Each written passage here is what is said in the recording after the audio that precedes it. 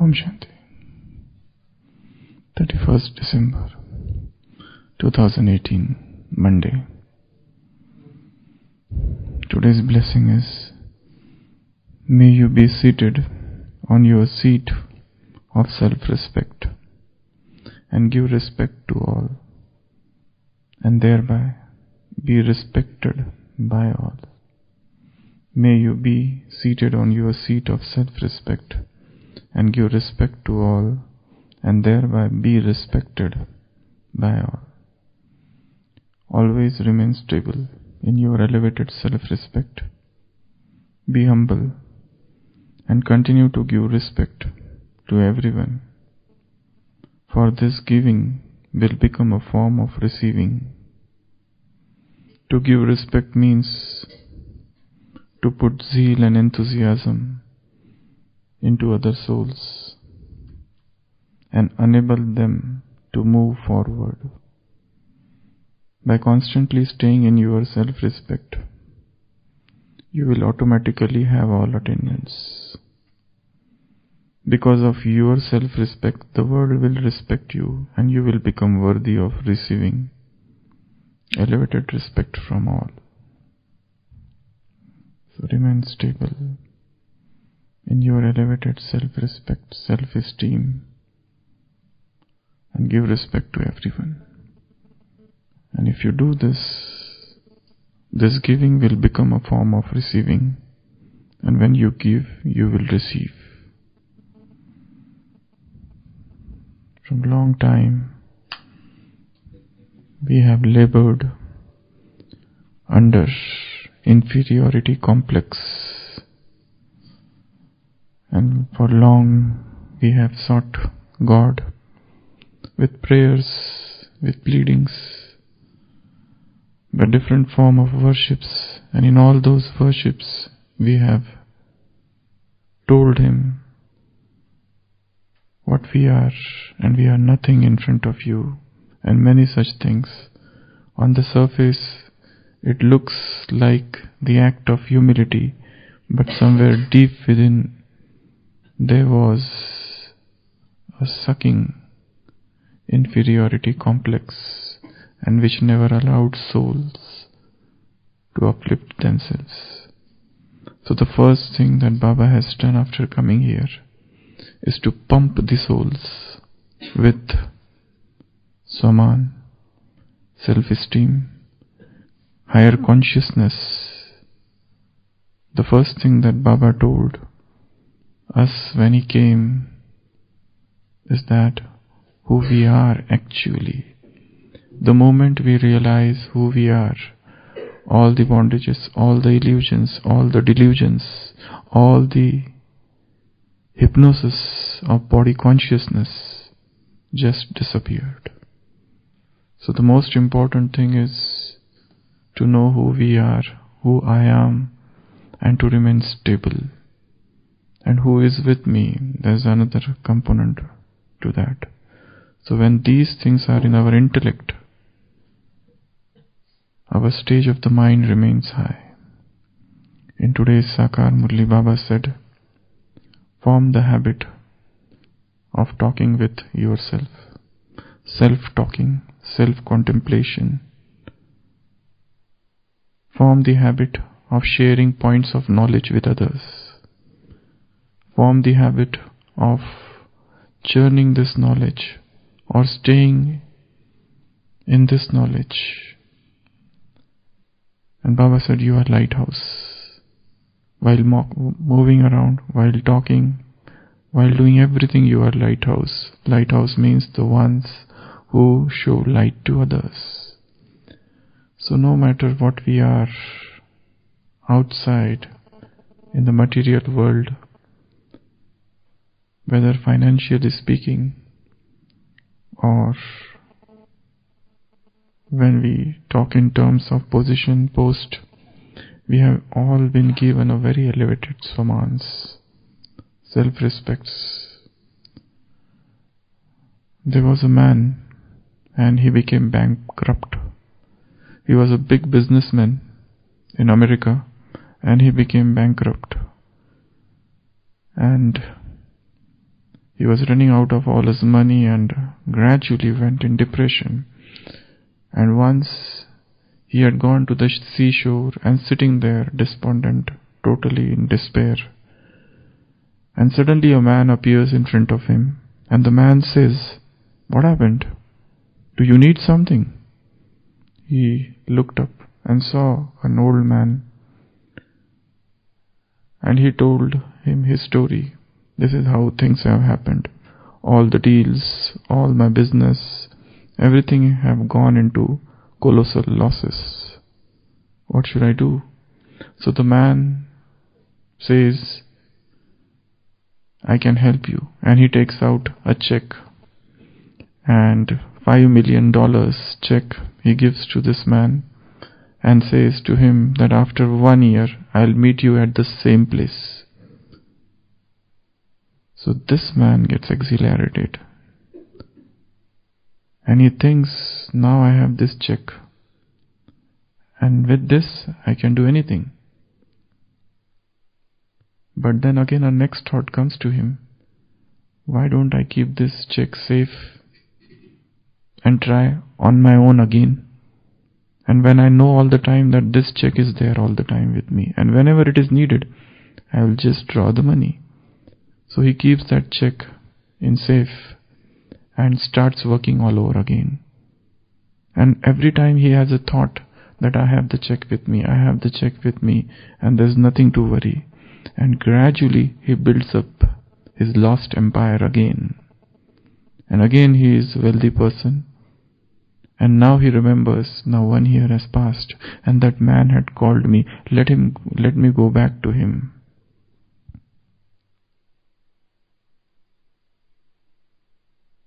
And in that check, there was one thing written,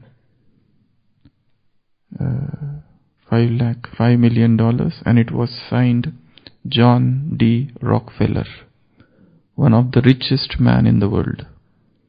John D. Rockefeller.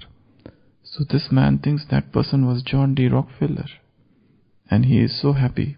So now he reaches the same spot after 1 year, and throughout this year every time he would get depressed, he would think, I have that check with me. I have that check with me. Before I withdraw, let me try once again without it. And after 1 year, when he reaches the spot, the old man comes. But lo and behold, along with that old man, a sister comes, a nurse from the hospital. And she catches that man and says, he is our patient. And he suffers from psychiatric illness. And every person he meets, he tells that person that he is John D. Rockefeller. And he carries a fake check with him. And this is how he has deceived many. But he is our patient under treatment, and he keeps on running out of the hospital. So I have come to take him away. So this sister, that nurse, takes that man away. Now this man is lost into thinking, what is it that made him work so hard? Was it the money? Money or no money? That's not the question. It was that belief, it was that power, it was that faith, it was that conviction that I have money with me. Anytime I can withdraw, whenever it is needed. And that filled him with a greater consciousness, greater self-esteem. And he never felt lonely. So there are two things, who I am and who is with me. These two things will not allow the soul to go down. So Baba is saying, always remember who you are. Always get stabilized, remain seated in the seat of self-respect. And the more you are situated in your own self-respect, it will not happen that those who are situated in self-respect would insult others. The very fact that if somebody is insulting someone, the person who is insulting is far away from knowledge, is far away from that stage of soul consciousness and Saman and self-respect. So it's because how we perceive others, That's very important. And more important than that is how we perceive ourselves. What is my own self-image, self-portrait? What do I feel about myself? So, to remain seated in that self-respect means to be aware exactly who I am. Yesterday sister was saying we should ask a question to ourselves. Any thought is arising, from where that thought is arising? What is the bed? What is the source from where that Ganges is flowing? This is very important. Anything that comes in my mind, from where that has come? All the time we are thinking something and suddenly an impure thought, a vicious thought, a waste thought, a thought to hurt other, a thought to revenge, to avenge, to take revenge comes. And it goes away. It has come and it has gone. It remained there for a fraction of seconds. But even if it has come, from where it has come, which is that bed of subconscious mind from where it is arising? What is that feeling from where it is arising? What is that unfulfilled, unsatiated desire from where it has risen? That is more important. Rather than suppressing any thought, rather than judging any thought, rather than becoming a judge and pronouncing judgments and punishments, this thought should not have come, why it came. Yesterday night we were discussing two things, practice and another is understanding. Which is more important? Practice. I am practicing. I am practicing to detach from body. I am practicing to become soul conscious. I am practicing to follow Srimad. I am practicing something. It is not about practicing is a good thing, but before practicing there is something else, and that is understanding, and that is samajh. I am practicing not to put my hand into fire from last 10 years. What do you think about this? It is not about practice. When you know that it burns, you will never do that foolishness. So the focus should be on understanding thoughts, emotions, feelings, desires, from where it is arising. Just to understand. Don't try to judge, don't try to cut it, negate it, don't try to suppress it, repress it, don't try to exaggerate it, don't try to modify it, face it. This is the thought which has come. Now this thought, I am not here to analyze the quality of this thought. I just want to know from where it is arising, one. Second, what is it? Do I really want that? Is it really me or I am something else? So this understanding is very important. What I do, just imagine there is a train and people are sitting in that train. Have you seen how restless they are in train? Sometimes they take out a bag and open it and keep it inside. Sometimes they look outside and then sometimes they see who is coming and who is going, and sometimes they talk with somebody who is near them, and sometimes they are idle and sometimes they are listening. So how restless people are when they are in the train. That's the time when one is free. But that's the time we are what we really are. When one is alone in room, one. When one is traveling, it's a 4-hour journey and we are just sitting. Otherwise when we are engaged, otherwise when we are doing seva, it's all right. We are situated in thoughts of Saman, but our real us, real me is when I am alone. Dadi Janki had said once, what you think during traffic control, that's who you really are. Throughout the day, whenever traffic control song is played and you get stabilized for some time, though your body becomes standstill, but does your mind become standstill? In that moment where the mind goes, that exactly is the character of the person.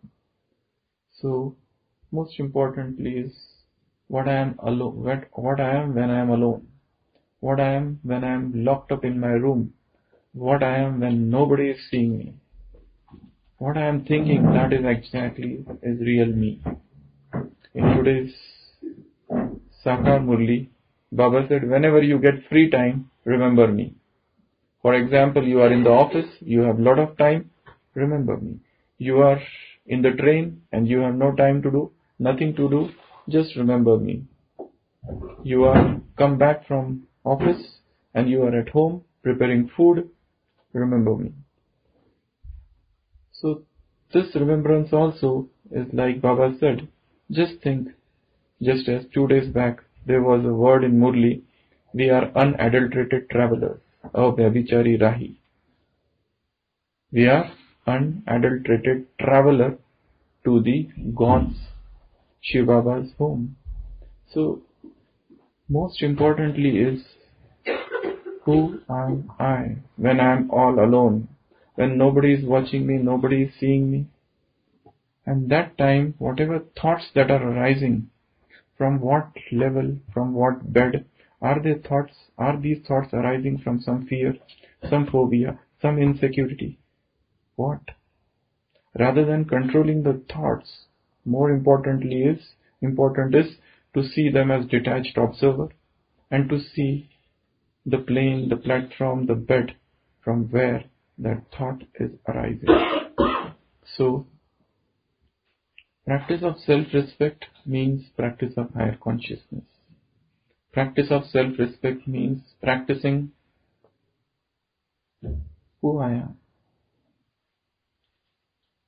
And the difficulty is in who I am not. But how can there be any difficulty in practicing or in understanding who I am? This is a very plain and simple teaching that Baba is giving us. That I am this. Just think. One of the best yoga is to go alone and sit somewhere, all alone, and to think, I am this. That's it. A simple thought, I am an imperishable soul. That's it. We have so many yoga techniques, but the best is only one sentence. I am something which is not this body, but something which is a point of light. That's it. Sit and churn and meditate and contemplate and reflect on just this one sentence. Just I am soul. This most important chapter is soul. That's it. Keep on thinking only about this for hours together. There is so much depth hidden in just this one point. Yesterday's entire Murli was on Bindu point. Understand the account of one. Know the account of one. And become great. Be a point. Remember the point. Remember the point who is God. Exploring soul. Unpacking soul. This is the best yoga.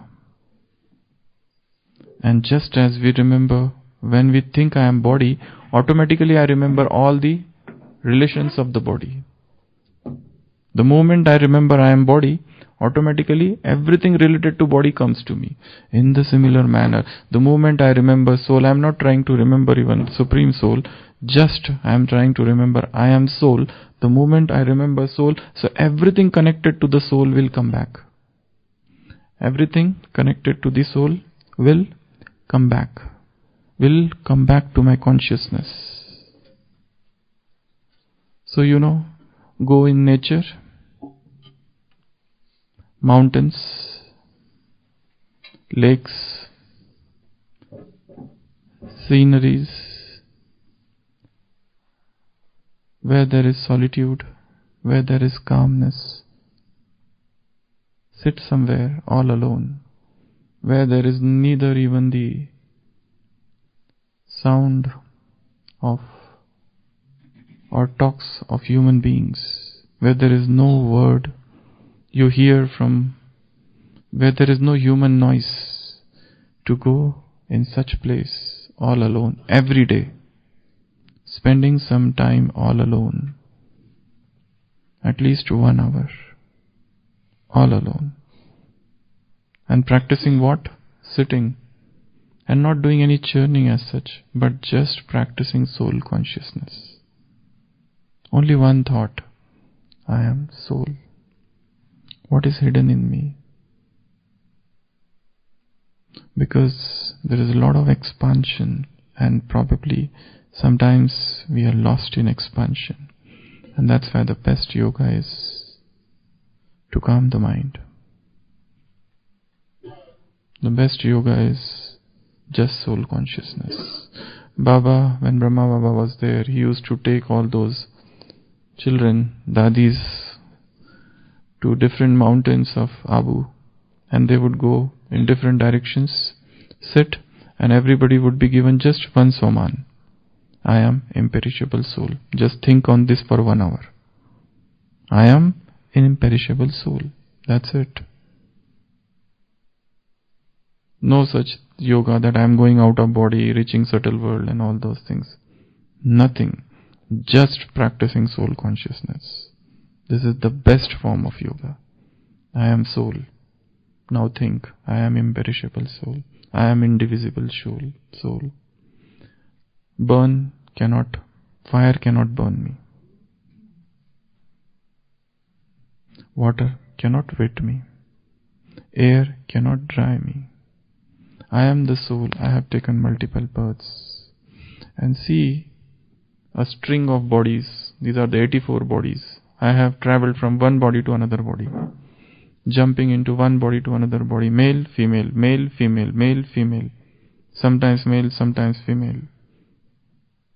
Seeing yourself. See all the different bodies that we have taken for 84 births. Yesterday Baba said, finish this chakra of 84. So, one of the best method is just practicing soul consciousness, nothing else. Not even remembering Baba, not even remembering Paramdham, not even remembering subtle world, not even remembering any other thing. Just one practice. And where it has to be done? All alone. It can be done in Baba's room as well, but we should have the practice of doing it anywhere. We are busy, and there are 100 people around us, and we are in intense service. Just one practice. But that practice, the more it is in the morning, then only it will come in the afternoon or evening, or 2 times it has to be there, morning and evening. In between would be the result or effect of what we are doing in the morning and what we are doing in the evening. Evening would get reflected in the morning, and the morning would get reflected throughout the day. So there has to be just one practice. I am soul, I am soul, I am soul. That's it. Because soul is so deeply attached to this body, and all the questions of the life are because of body consciousness. All the fears and insecurities are because of body consciousness. If body consciousness is the root cause of all the vices, sorrows and suffering, then soul consciousness is the fountain of all happiness, all joys of life. So today is the last day of this year, and we are bidding farewell to the old year and ushering into new year. Every time we plan, as I was telling yesterday also, promises, I make this promise, I plan this, and every time it is broken.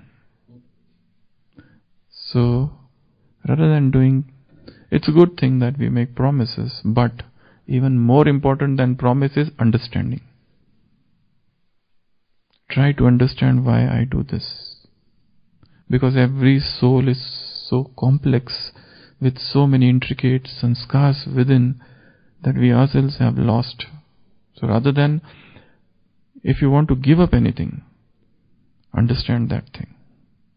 Understand the truth of that thing. Understanding will free you. As I said yesterday also, complete understanding is complete freedom. Any addiction, person tries to give up something but it fails. One man was saying, I have taken this pledge of brahmacharya 4 times. What does that mean? It's a great thing.